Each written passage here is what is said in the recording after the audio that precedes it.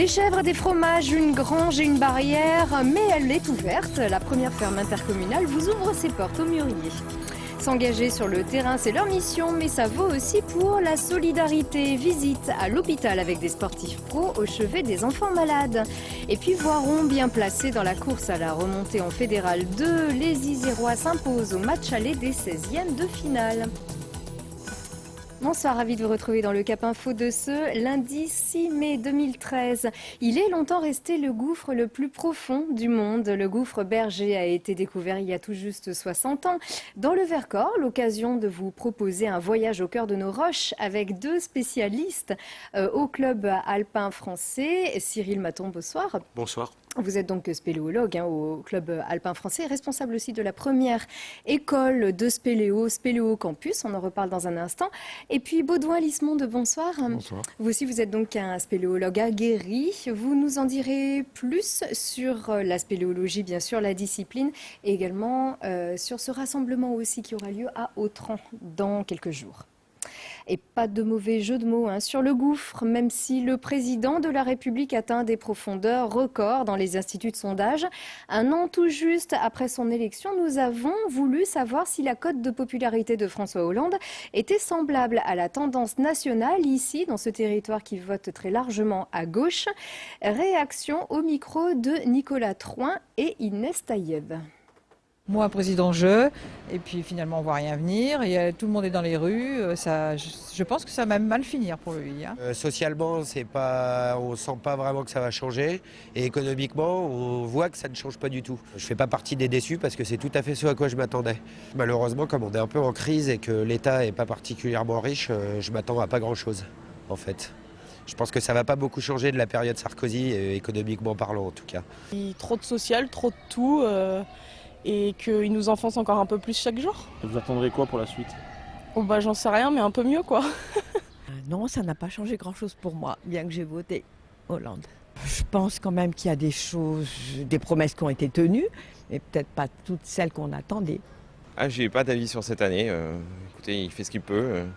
C'est pas facile. Peut-être un point positif le Mali, mais quand on sait qu'en plus il veut réduire l'armée, globalement c'est vraiment pas satisfaisant. Il faudrait taper du poing sur la table, je trouve qu'il manque un peu de caractère. De droite ou de gauche, j'attends plus rien des gouvernements quoi.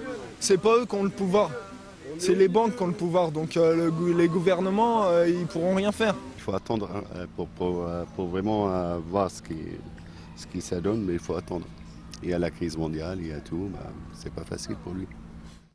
Allez, on va prendre cette fois un peu de hauteur et de relief au-dessus de JR. C'est là que vient d'être inaugurée une nouvelle formule de promotion des activités agricoles biologiques, un projet estampillé La Métro. Reportage. Au beau milieu de la colline du Mûrier, paisible, verdoyante, une ferme reçoit ses premiers visiteurs et en grande pompe. Si l'inauguration de l'établissement suscite autant d'intérêt, c'est que le projet est complètement atypique. La ferme des Maquis devient la première ferme intercommunale. C'est une ferme qui a été construite par la métro, sur des terrains de la métro, qu'elle nous loue afin que nous élevions des chèvres en agriculture biologique et que nous fassions des fromages de chèvres. Et ça marque l'aboutissement de 10 ans de travail. La ferme des Maquis devient une ambassadrice de la communauté d'Aglo qui marque ici sa volonté de préserver, développer et promouvoir les activités liées à l'agriculture sur un territoire qui compte 65% d'espaces naturels, agricoles et forestiers. Ça peut apparaître atypique, ça peut apparaître complètement fou, et pourtant, je pense, l'avenir des agglomérations passe par la prise en compte de la question agricole, ajoutée à d'autres compétences dites plus classiques, le logement, les transports, l'économie. C'est important qu'en plein milieu urbain, nous sommes une agglomération très marquée par la nature, puisque l'essentiel de notre territoire est un espace libre, naturel, forestier, agricole. Montrer que c'est un vrai engagement de notre collectivité. C'est un engagement qui n'est pas simplement là pour la forme, il est là pour marquer notre engagement aux côtés du logement, aux côtés des transports, aux côtés de l'emploi. C'est tout aussi important de vivre dans un espace humain, ouvert aux hommes et attentif aux hommes. À l'heure où les scandales agroalimentaires noircissent les journaux, la métro surfe sur la vague du retour au bien manger, au consommé sain et local.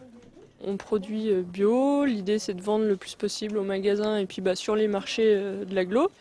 Et à partir de la rentrée, on va développer l'activité pédagogique pour partager en fait avec les enfants des écoles de l'agglo un petit peu notre passion pour la nature, pour le respect de cette nature qui nous entoure. Et vous pouvez déguster et vous procurer ces délicieux fromages directement à la ferme dans un point de vente accolé à la ferme. Donc pour tout savoir et notamment sur la démarche de la métro, notre émission Métro Mag de ce mois de mai a été tournée sur place et pour évoquer la politique de soutien à l'agriculture de la métro. C'est rediffusé samedi à 11h et 18h et c'est en ligne sur notre site www.telegrenoble.net. Les agriculteurs qui souffrent des conditions météo qui ne favorisent pas la croissance et la saveur des produits de saison, surtout si la grêle s'en mêle. Les intempéries de vendredi dernier ont provoqué de gros dégâts, notamment dans le Grésivaudan. Écoutez le président de la Chambre d'agriculture de l'Isère, Jean-Claude Darlet. Je prendrai simplement l'exemple du maraîchage avec les salades qui arrivent en production maintenant, donc début mai. Donc avant que le marché ait commencé, donc la production est anéantie. Pour remettre en route une nouvelle production de salade, c'est 8 à 12 semaines minimum, donc ça veut dire pratiquement 3 mois. Pour les productions de fruitières, ça veut dire que c'est l'année à zéro, donc là c'est grave. Ça veut dire aussi une main-d'œuvre saisonnière qui se retrouvera sans emploi, parce que tous ces acteurs ne sont pas assurés sur cette production-là. Donc c'est quelle solution trouver, au moins à court terme, voire à moyen terme, pour essayer de leur éviter de dépôt de bilan ou d'autres choses problématiques. Jean-Claude Darlet qui répondait ici à Christophe Reville. En bref, une femme âgée de 68 ans a disparu de son domicile de Vouré. Lilina Pénon est atteinte de la maladie d'Alzheimer. Les recherches menées par les gendarmes aidés de nombreux bénévoles ont été vaines. Toute personne qui pourrait donner des renseignements est priée d'appeler la gendarmerie de Moirans au 04 76 35 30 17. Et puis des nouvelles de la librairie Artaud. Pour finir, une réunion a eu lieu vendredi à Paris sur le plan de sauvegarde de l'emploi concernant la fermeture de 12 librairies chapitres dont Artaud à Grenoble. Un cabinet d'experts indépendants a été nommé sur le PSE et ses conséquences. Les rendez-vous se succèdent actuellement pour trouver une solution pour sauver l'établissement. Les amis de la librairie Artaud déposeront demain, mardi, les statuts de cette nouvelle association en préfecture.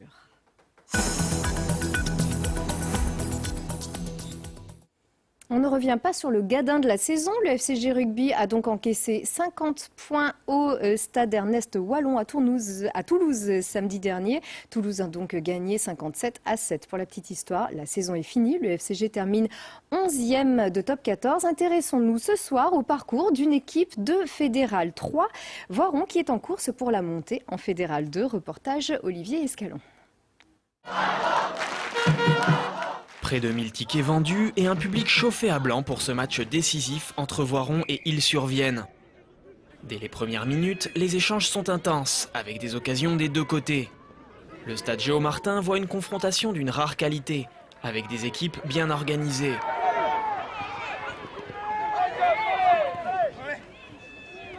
Et c'est le stade olympique voironnais qui ouvre le score avec une transformation réussie à la 37e minute. Il faut quelques instants seulement à la jeunesse athlétique d'Île pour réagir, avec un essai dans le temps additionnel de la première mi-temps suivi d'une transformation. Le score est de 7-3 à la pause. Le match aurait pu mal tourner pour Voiron, mais c'était sans compter sur la ténacité du Sauve et les remontées spectaculaires de Geoffrey Gérin. Le numéro 15 est capitaine de l'équipe, mais tous les entraîneurs d'accord. Je pense que le joueur qui a fait la différence en deuxième mi-temps, c'est l'arrière de Voiron. Moi j'aime bien quand on est dans la difficulté que notre 15 sur des ballons hauts remonte le ballon et sonne la révolte. On est habitué à ce genre d'action et moi ça me fait plaisir quand je vois ça, le public monte un peu en transe et ça nous remet de l'avant, ça nous redonne du courage et à chaque fois on devient dangereux. C'est encore le capitaine qui réussit 3 pénalités et permet à son équipe de reprendre la tête. Face à une réaction vigoureuse de la JA Île en fin de deuxième mi-temps, les qualités défensives peuvent s'exprimer à plein. Les Rouges l'emportent à l'arraché 12-10. Les entraîneurs sont satisfaits. D'être invaincu à la maison contre une belle équipe, on n'en voit pas souvent des belles équipes comme ça. Là, ça fait un match plein. C'est un bon match. Je pense que le public est content. Le gars qui vient voir un match de rugby sort, ne regrette pas son argent, son ticket d'entrée. Du côté d'Ille-sur-Vienne, on a également apprécié la rencontre et les qualités du jeu voironnais. Oui, c'est un adversaire très valeureux qui joue avec beaucoup d'engagement, qui s'appuie beaucoup sur ses avants avec un excellent arrière. On a vu une très belle équipe. Le Voiron est une équipe très complète et qui mérite sûrement autant que nous de passer le tour. Les Rouges nous ont gratifié d'une belle performance pour ce match aller.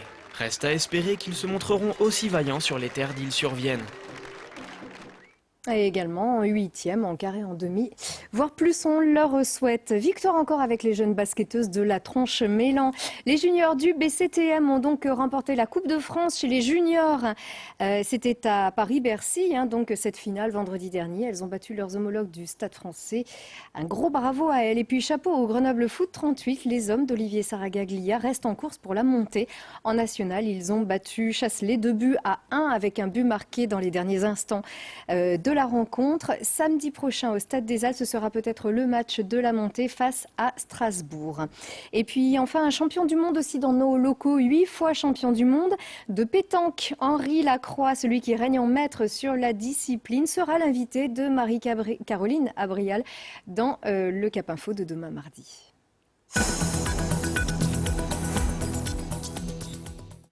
C'est l'heure de retrouver nos sportifs en coulisses alors que la cloche a donc sonné la fin des saisons du FCJ Rugby et des Brûleurs de Loups.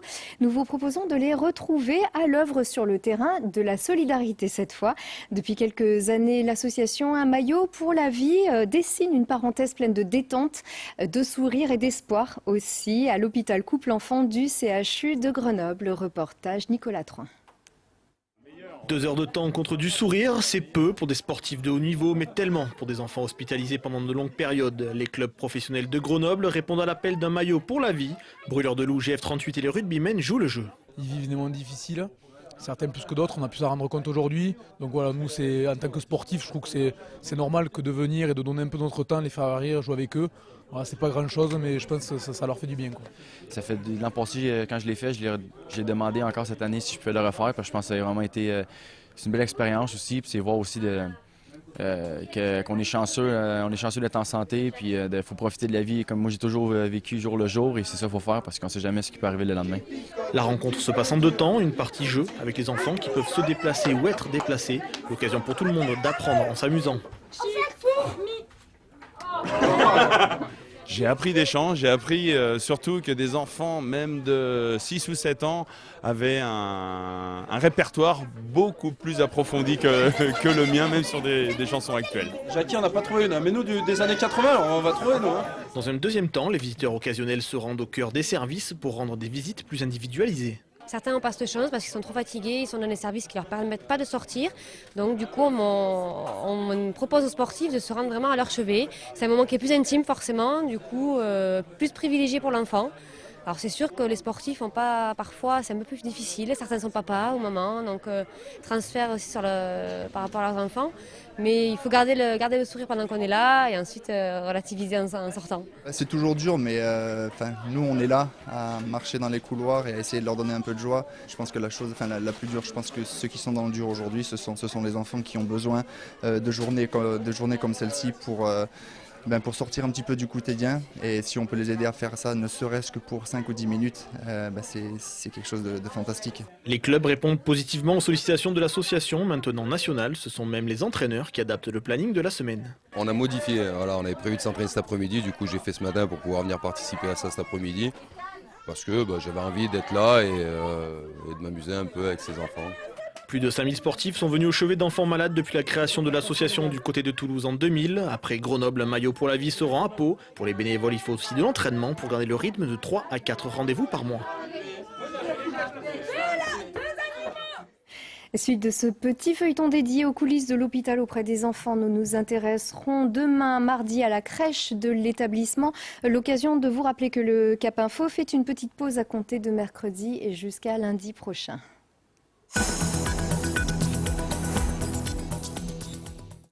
Le gouffre berger a 60 ans, un peu plus sans doute, mais sa découverte date du 24 mai 1953.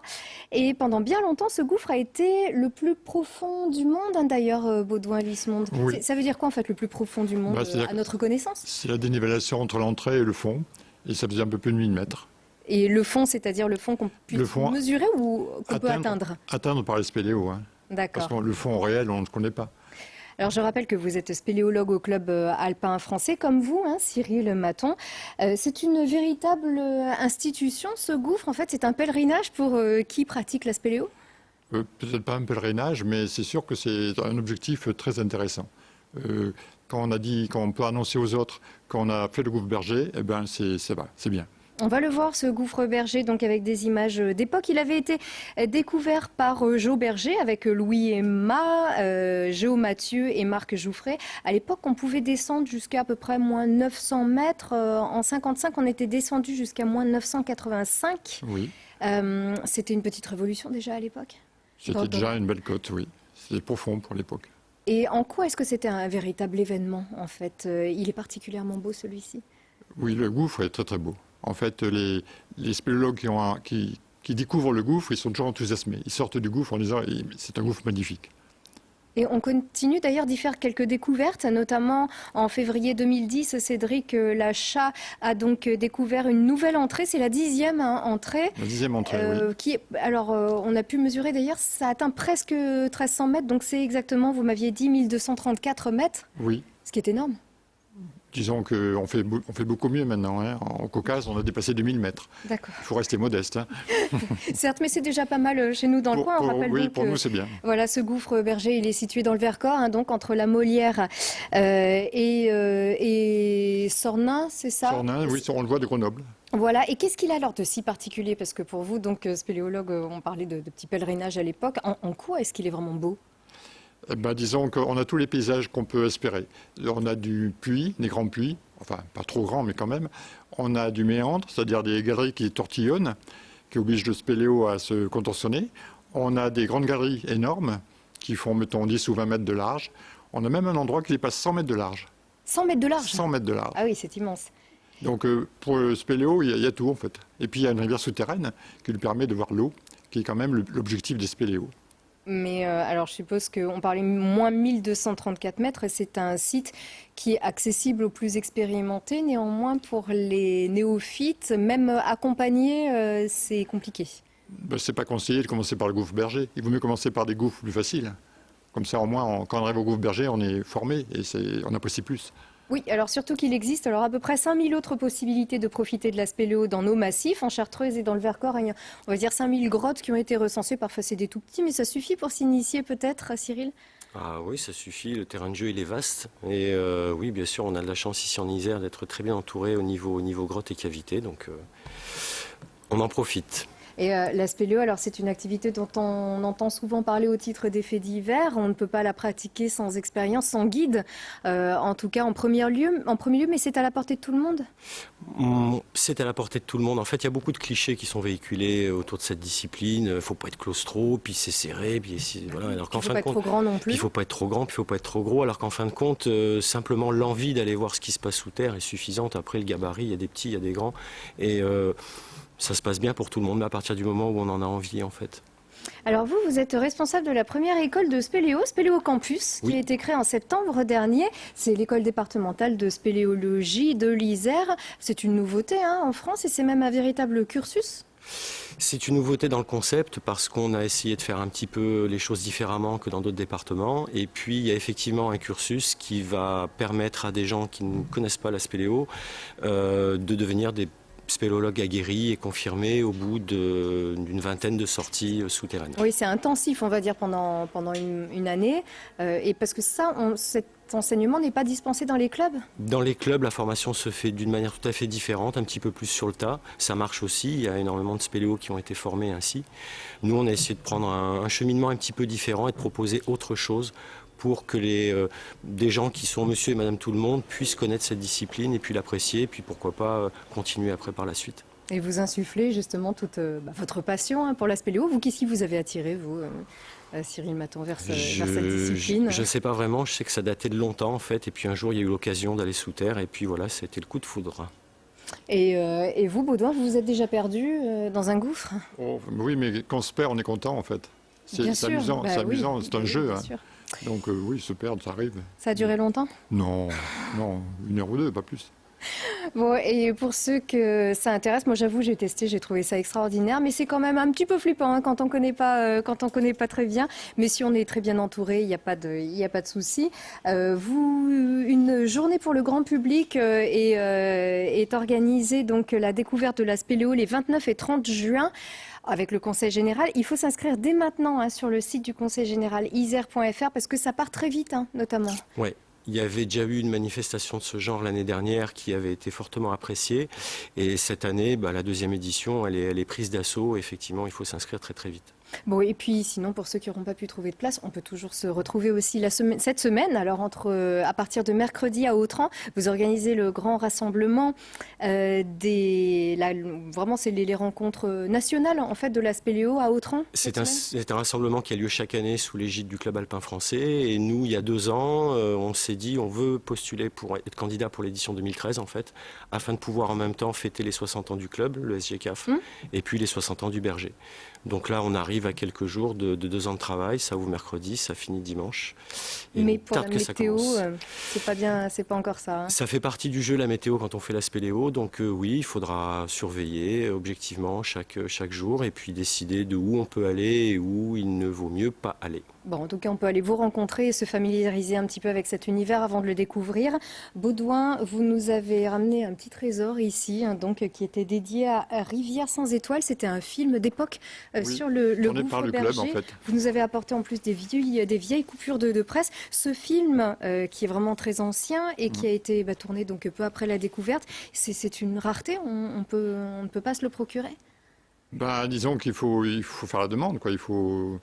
C'est compliqué, c'est pas très accessible. Il n'est pas public encore, on ne peut pas l'acheter. Mais le comité de spéléo, il œuvre en ce moment pour essayer d'en faire un DVD pour qu'il soit accessible.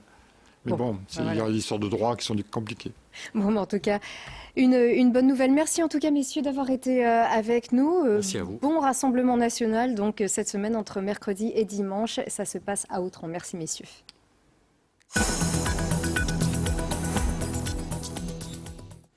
Artisans, ne ratez pas l'émission Classe Affaires consacrée ce mois-ci au lauréat 2013 des millésimes, les meilleures entreprises artisanales iséroises. C'est demain mardi à 21h, présenté par Christophe Reville et à ses côtés, consultante de cette émission, Stéphanie Pay. Ça va bouger au Centre d'Art à la Bastille qui vous propose une drôle de soirée garage punk avec le groupe parisien Catholic Sprays qui mêle une musique garage et humour noir. C'est demain mardi. Le groupe sera accompagné de 2 compères, les Lillois de Crusaders of Love et Khazar. Et c'est donc demain mardi à la Bastille. On se quitte avec un tout autre genre, celui un petit côté Massive Attack pour Miss White and the Drunken Piano. C'est demain soir au Prunier Sauvage à 20h30. Très bonne soirée à tous. Sometimes music. Don't stop, don't stop.